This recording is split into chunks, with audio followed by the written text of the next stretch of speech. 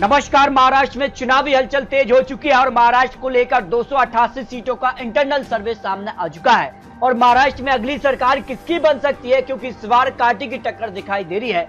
NDA versus India गठबंधन में कौन आगे हो सकता है, इसको लेकर महत्वपूर्ण आंकड़े सामने आ रहे हैं। अगर बात करें जम्मू कश्मीर में चुनावी तारीखों का ऐलान हो चुका है, हरियाणा में भी 90 सीटों पर चुनावी तारीखों का ऐलान हो चुका है। तो महाराष्ट्र और झारखंड में कभी भी चुनावी तारीखों का ऐलान हो सकता है। लेकिन महाराष्ट्र में इस बार महाराष्ट्र में किंग कौन है, या बीजेपी वर्सेस सीधे तौर पर उद्धव ठाकरे यहाँ पर दिखाई दे रहे हैं। लेकिन कौन मुख्यमंत्री पद की रेस में सबसे आगे दिखाई दे रहा है, भारतीय जनता पार्टी से क्या या देवेंद्र फडणवीस ही यहाँ पर मुख्यमंत्री बनेंगे, क्या एकनाथ शिंदे या उद्धव ठाकरे, कौन जनता की पहली पसंद दिखाई दे रहा है, इसको लेकर महत्वपूर्ण आंकड़े सामने आ रहे हैं। महाराष्ट्र में शिंदे सरकार ने हाल ही में लाडला भाई स्कीम लाकर क्या इसे गेम चेंजर साबित किया है, क्योंकि लाडली बहना मध्य प्रदेश में काफी कारगर साबित हुई थी, जिस पर मध्य प्रदेश में भारतीय जनता पार्टी या सरकार बनाने में सफल रही थी।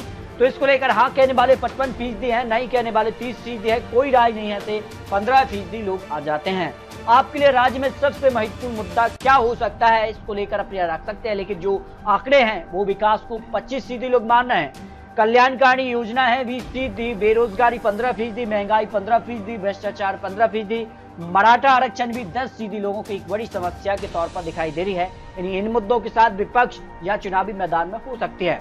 महाराष्ट्र में इंडिया गठबंधन की स्थिति कैसी हो सकती है, मजबूत कहने वाले 45% लोग, क्योंकि लोकसभा चुनाव में सबसे बड़ा फायदा यहाँ महाराष्ट्र में इंडिया गठबंधन को मिला है। उसके बाद यहाँ कमजोर कहने वाले 35% है, कोई राय नहीं से 20% लोग आते हैं। भाई एनडीए यहाँ पर पिछड़ता नजर आ रहा है। एनडीए गठबंधन की स्थिति में अगर बात जाए तो 40% लोग ही इसे मजबूत के तौर पर देख रहे हैं, कमजोर कहने वाले 30% है, कोई राय न से 30% लोग आ जाते हैं। जो महाराष्ट्र को लेकर आंकड़े सामने आ रहे हैं, क्योंकि महाराष्ट्र में लोकसभा चुनाव में सबसे बड़ा फायदा इंडिया गठबंधन को मिला। जहां 30 लोकसभा सीटों पर इंडिया गठबंधन ने जीत हासिल की, तो 17 लोकसभा सीटों पर एनडीए गठबंधन ने जीत हासिल किया है। तो उसके बाद महाराष्ट्र को लेकर जो इंटरनल सर्वे सामने आ रहा है, उसमें अगर बात की जाए तो अहमदनगर की 12 विधानसभा सीटों में से महाविकास आघाड़ी को 9 सीटें मिल सकती हैं। महायुति यानी एनडीए यानी भारतीय जनता पार्टी का जो गठबंधन है उसको 3 सीटें, अन्य के पक्ष में 0 सीट की संभावना दिखाई दे रही है। बीड़ की 6 सीटों में से 3 पर महाविकास आघाड़ी और 3 पर एनडीए यानी महायुति को जीत की संभावना यानी कांटे की टक्कर देखने को मिल रही है। अन्य के पक्ष में आज 0 सीट की संभावना हो सकती है। उस्मानाबाद की 4 में से 4 पर ही महाविकास आघाड़ी का पलड़ा भारी हो सकता है। महाविकास आघाड़ी में बात की जाए तो यहाँ पर शरद पवार या उद्धव ठाकरे कांग्रेस का गठबंधन है, जबकि महायुति में एनडीए में भारतीय जनता पार्टी और अगर बात की जाए तो शिवसेना, यहाँ पर शिंदे गुट और अजित पवार यहाँ पर शामिल हो जाते हैं। लातूर से 6 विधानसभा सीटें आती हैं, 3 पर भारतीय जनता पार्टी यानी महायुति और यहाँ पर 3 पर महाविकास आघाड़ी के बीच कांटे की टक्कर देखने को मिल सकती है। सोलापुर की 11 सीटों में से 8 पर महाविकास आघाड़ी और 3 पर महायुति ने एनडीए को फायदा मिल सकता है, यहाँ पर इंडिया गठबंधन का पलड़ा भारी हो सकता है। जबकि पश्चिम की 3 में से 3 सीटों पर महाविकास आघाड़ी का पलड़ा भारी हो सकता है। महायुति को 0 सीट, अन्य के पक्ष में 0 सीट की संभावना दिखाई दे रही है। अमरावती की 8 में से 6 पर महाविकास आघाड़ी, 2 पर महायुति और अन्य के पक्ष में यहाँ पर भी 0 सीट की संभावना दिखाई दे रही है। वर्धा की 4 में से 4 पर महाविकास आघाड़ी यानी इंडिया गठबंधन का पलड़ा भारी नजर आ रहा है। एनडीए को यहाँ पर 0 सीट की संभावना दिखाई दे रही है। जो अंदरूनी सर्वे सामने आ रहा है, नागपुर की 12 विधानसभा सीटों में से 8 पर महाविकास आघाड़ी और 4 पर महायुति ने एनडीए को जीत की संभावना दिखाई दे रही है। अन्य के पक्ष में यहाँ पर भी 0 सीट की संभावना दिखाई दे रही है। भंडारा की 3 में से 3 सीटों पर महाविकास आघाड़ी का पलड़ा भारी हो सकता है।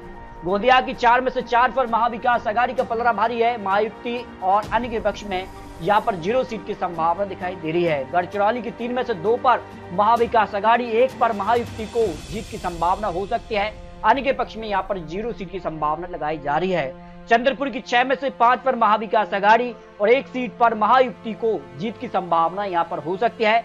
यवतमाल की 7 में से 5 पर महाविकास आघाड़ी, 2 पर महायुति को जीत की संभावना यहाँ पर दिखाई दे रही है। हिंगोली की 3 में से महाविकास आघाड़ी को 0 सीट, जबकि भारतीय जनता पार्टी एनडीए गठबंधन यानी महायुति को 3 सीटों पर जीत की संभावना यहाँ पर दिखाई दे रही है। अन्य के पक्ष में यहाँ पर 0 सीट की संभावना दिखाई दे रही है। नंदुरबार की 4 में से 3 पर महाविकास आघाड़ी, 1 पर महायुति एनडीए को जीत की संभावना हो सकती है। धुले की 5 में से 3 पर महाविकास आघाड़ी, 2 पर महायुति ने एनडीए को जीत की संभावना यहाँ पर दिखाई दे रही है। जलगांव की 11 में से 4 पर महाविकास आघाड़ी, 7 पर महायुति और अन्य के पक्ष में यहाँ पर 0 सीट की संभावना दिखाई दे रही है। बुल्ढाना की 7 में से 6 पर महाविकास आघाड़ी का पलड़ा भारी नजर आ रहा है, जबकि महायुति एनडीए को 1 सीट की संभावना दिखाई दे रही है। अकोला की 5 में से 5 सीटों पर महाविकास आघाड़ी का पलड़ा भारी हो सकता है, जो महाराष्ट्र को लेकर लेटेस्ट और महत्वपूर्ण आंकड़े सामने आ रहे हैं। इसके अलावा बात की जाए पालघर की 6 में से 1 सीट पर महाविकास आघाड़ी, जबकि महायुति एनडीए को यहां पर 2 सीटें मिल सकती है। 3 सीटों पर अन्य का पलड़ा यहां पर भारी नजर आ रहा है। ठाणे की अगर बात की 18 विधानसभा सीटों में से महाविकास आघाड़ी को यहां पर 5 सीटें, जबकि महायुति एनडीए को 13 विधानसभा सीटों पर जीत की संभावना है। यानी यहां पर बात की जाए तो एनडीए को जबरदस्त फायदा मिलता नजर आ रहा है। मुंबई की 36 विधानसभा सीटों में से 18 पर महाविकास आघाड़ी और 18 सीटों पर ही महायुति यानी एनडीए को जीत की संभावना है।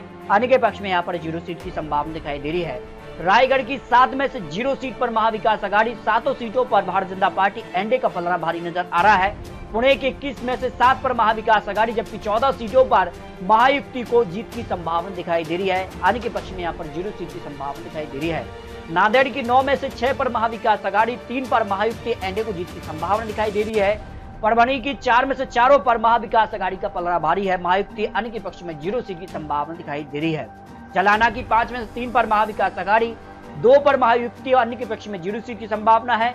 औरंगाबाद की अगर बात की तो 9 में से 4 पर महाविकास आघाड़ी और 5 पर महायुति एनडीए को जीत की संभावना हो सकती है। नासिक की 15 में से 7 पर महाविकास आघाड़ी और 8 पर महायुति को जीत की संभावना है। अन्य के पक्ष में 0 सीट की संभावना दिखाई दे रही है। इस तरह से अगर बात की जाए अन्य जिलों की तो यहाँ पर सांगली की 8 में से 5 पर महाविकास आघाड़ी, 5 पर महायुति के बीच कांटे की टक्कर देखने को मिल सकती है। सतारा की 8 में से 4 पर महाविकास आघाड़ी, 4 पर ही महायुति एनडीए को जीत की संभावना दिखाई दे रही है।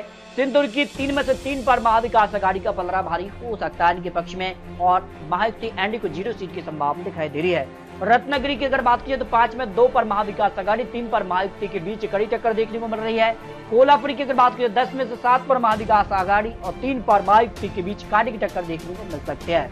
इस तरह से महाराष्ट्र को लेकर जो अंदरूनी सर्वे सामने आया है उसमें अगर बात की 288 सीटों में से 164 विधानसभा सीट पर महाविकास आघाड़ी का पलड़ा भारी नजर आया है, जबकि महायुति यानी एनडीए को 121 सीटों पर जीत की संभावना है। अन्य के पक्ष में 3 से 10 सीटों का अनुमान सामने आ रहा है। तो आपको क्या लगता है महाराष्ट्र को लेकर आप प्रिय रख सकते हैं? महाराष्ट्र को लेकर आपको बता दिए चुनावी आंकड़े, चुनावी अनुमान है और आने वाले वक्त में किस प्रकार के गठबंधन बनते हैं, किस प्रकार के चुनावी ऐलान और चुनावी वादे होते हैं, उसके बाद क्या आंकड़े बदलेंगे, ये काफी महत्वपूर्ण हो जाता है। तो महाराष्ट्र में अगली सरकार एनडीए या फिर इंडिया गठबंधन किसकी बन सकती है, इसको लेकर अपने रख सकते हैं। और महाराष्ट्र में अगला मुख्यमंत्री चेहरा कौन हो सकता है, इसको लेकर भी अपने रखिए। बहुत जल्द आपको लेटेस्ट और महत्वपूर्ण आंकड़े दिखाने जा रहे हैं। तो मिलते हैं और लेटेस्ट और महत्वपूर्ण विश्लेषण के साथ। तब तक ले जय हिंद, जय भारत।